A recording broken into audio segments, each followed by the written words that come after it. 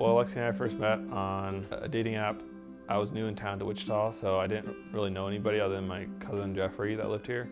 So just at one point, we just both swiped right, I guess, and it was a match. I met Alexi through the app, and eventually we talked enough and decided that we wanted to go get some dinner together and go out on a date. Our first date, we went to eat at Molino's Mexican restaurant near North High, where I went to high school. I didn't really know what to expect. I never met anyone online before, so I didn't know who he was really going to be.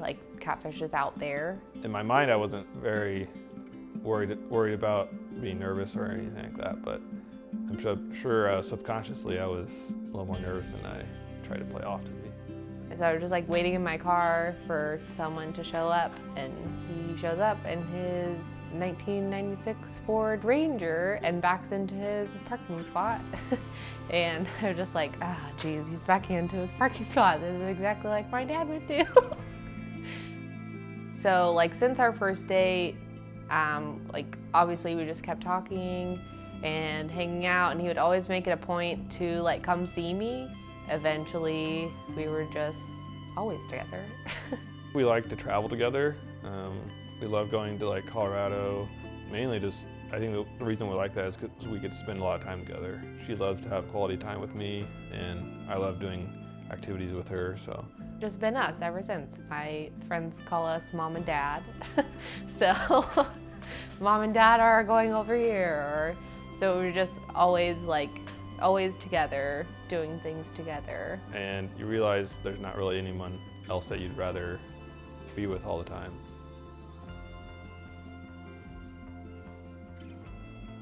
Last summer, I got my flight instructor certificate. So I was teaching on the side here in Wichita while working at Textron. I came to the realization that I wasn't going to get enough experience quick enough. I'd have to leave and go somewhere else. Gave me a lot of grace and allowed me to pursue my dreams of flying professionally and get me in that next step. So that was very sweet of her to allow me to do that. He moved to Georgia at the end of October last year, and he came back here for Christmas. So he went to look at rings with my sister and my mom one day. Well, personally, I don't like jewelry at all, so having to pick out jewelry or look at it was very uncomfortable. It was just a weird environment for me to be in. The very next day, after I got there, he told me that we were going to breakfast. So we went to breakfast. Well, we were trying to have a fall wedding, and so, it was now or never, gotta get it started. So, and we hadn't seen each other for, 3 or so months since I had been away. So this was my opportunity to propose.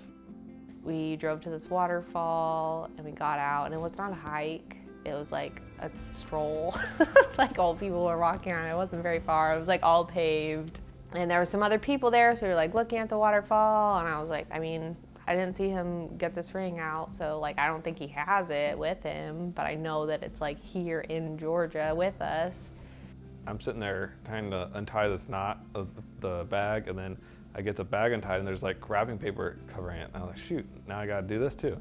So I'm trying to do all this without her noticing, and we're looking at this waterfall sitting on a rock, and then finally the people left, and he just kind of sat down on a rock, and we were talking, and then he got down on his knee and he was just do you want to marry me? Yes. So it's a fun way to have a surprise when it wasn't really a surprise. He could have made me wait 5 days because I was going to be there for that long, and I didn't even have to wait more than 12 hours, so it was great.